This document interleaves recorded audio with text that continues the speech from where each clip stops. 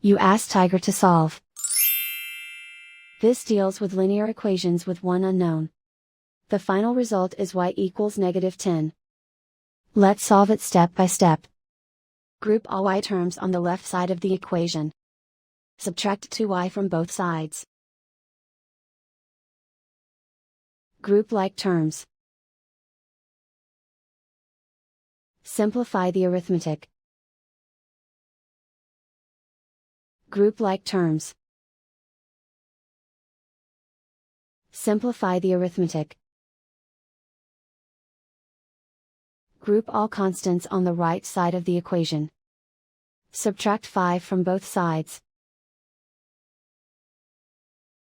Simplify the arithmetic.